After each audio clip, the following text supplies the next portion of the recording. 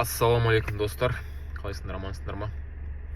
Бүгін бірінші күн менің жолымдағы. Қандай жол? Ол 1 миллион подписчик жинау бір жылда. Және әр ай сайын 1 миллион теңгеден табыс табу. Именно Яндекс таксовкадан. Жалпы мен түсіндіргім келеді, таксовкаға мен қалай келдім. Менде сіздер сияқты жұмыс істеген, офиста жұмыс істеген, менде де карьерный рост болған. Менде жақсы жұмыс істеген, маған жақсы жалақы төлеген.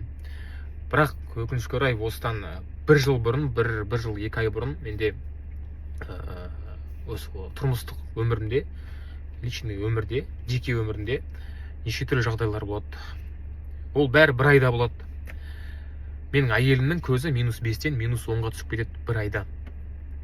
Оған біз тексерілдік, операция керек деді. Операция бізде Өзбекстанда, Ташкентте өтті. Конечно, соответственно, оған ақша керек. Не істейміз? Кредит аламыз. Емделдік, Құдайға шүкір, ақшамен алғанына Құдайға шүкір, әйелімге жақсы көзі. Сосын бір апта өтіп, менде ескі машина болатын, ол кезде цифиром. Жұмысқа бара жатырып, жұмыстан келе жатырып, менде тормозбен проблема болған. Мен соны жөндеуге бара жатқан кезде тормозым ұстамай, мен газельдің артына кіргенім болатын. Тормоз ұстамай қалады. Газельдің артына кірем. Алды жиналып қалады мен.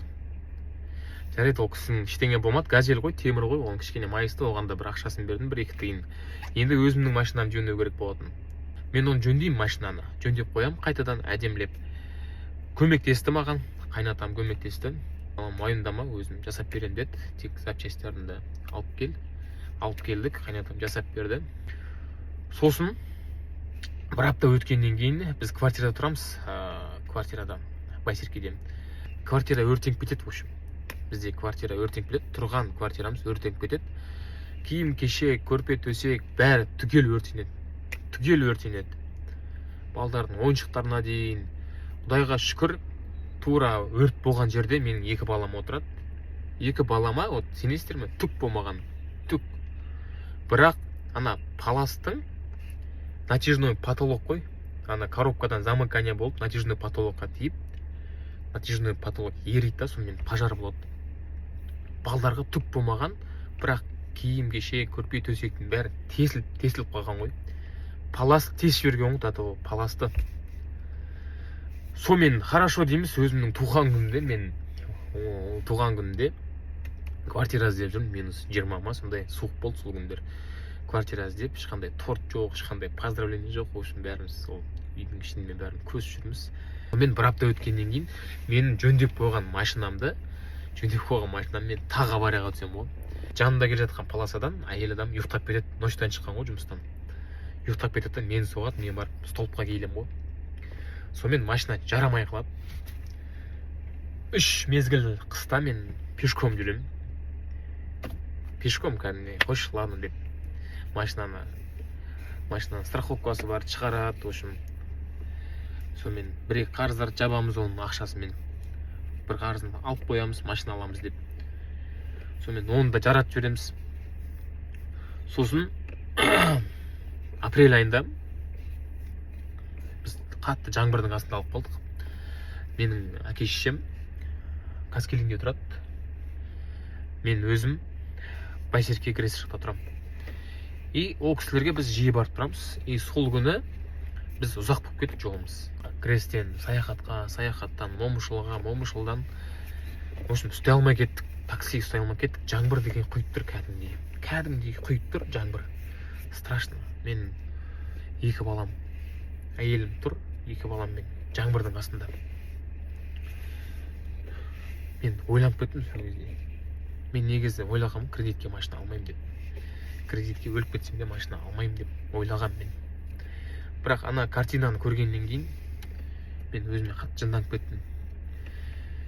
Не үшін ондай положение қалдырдым деп ше. Далада тұрмыз, кәдімгідей су болып, су, масқара су, енді айта алмаймын мен. Қаным қарайып кетті кәдімгідей. Ертесі күні бір аптаның ішінде бардық та, в общем. Мына көлікті алдық қой, машинаны. Осы көлікті алдық, қуанышымызда шегі жоқ, бәріміз мәзбіз. Сонымен енді мына көліктің кредиті бар, ана қораға кірген жағдайдың кредиттері бар, соның бәрі жиналып қалады ғой. Одан бөлек сен тұрмыстағы проблемаларың бар. Ол квартираны төлеу, садикті төлеу, тойқұмалақтарға бару, туған күндерге жинау, ары бері продукт аласың, өзің де шығып келесің, мысалы бір киноға шыққың келеді, немесе бір балдар суши пицца жегің келеді дейді. Соныларға мысалы да жетпей кетеді ғой. Жетпей кетеді. А мен ол кезде руководительный должностьта отырғам, руководитель болғам. Маған жұмыс вообще қызық емес болды. Өйткені мен білем, даже мен өзім жұмысымды максимально орындасам да ол жетпейді. Жетпейді ол. Үсі мен ойыма туындайды ғой, мен жұмысты өзгерту керек деген. Менде жұмысқа вообще мотивация болмайды, жұмысты өзгерту керек деген менде ой туындайды. Сонымен не істеймін, жұмыстан шығам и таксовкаға кірем ғой. Таксовкаға кірем, ол таксовка құтқарды деген мәселе емес, ол таксовкада жетпейді, ол таксовкада жеткізе алмадым мен. Сосын ойладым мен, проблема доходта емес, проблема расходта ғой. Өзіңнің расходыңда да сен миллионер, миллиардер болмасаң, обычный кәдімгі 500, 600, 700 мың алып отырсаң, егер сенің доходыңдан расходың көп болса, болды, сен қораға кіресің. Сол үшін таксовка ол шешпеді менің сұрақтарым. Әйелім көмектесті, әлі де көмектесіп отыр. Мысалы, бір-біріміздің қарасымыз жауып жүрміз.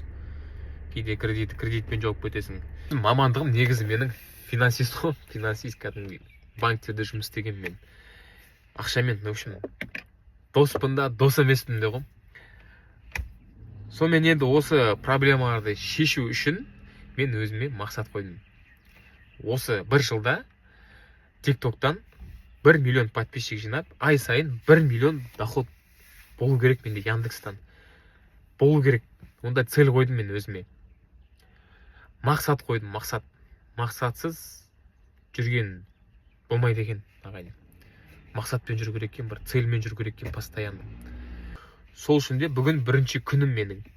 Бірінші күнім 1 миллион подписчик жинаудағы жолымда. Ағайын, қолдап кетіңіз, тіркеліңіз, қарап отырыңыз. Мен күнде бір видеодан салып отырам, қанша тапқанымды, расход қанша болғанын, доход қанша болғанын, бәрін салып отырам. Прозрачный болады бәрі. В общем, негізгі бастапқы мақсат қарыздардан құтылу, квартирадан көшіп, өзімнің үйім салып, үйіме көшу, және подписчик жинау. Бір жылда 1 миллион подписчик жинау. Осы 3 цель орындалу керек қой.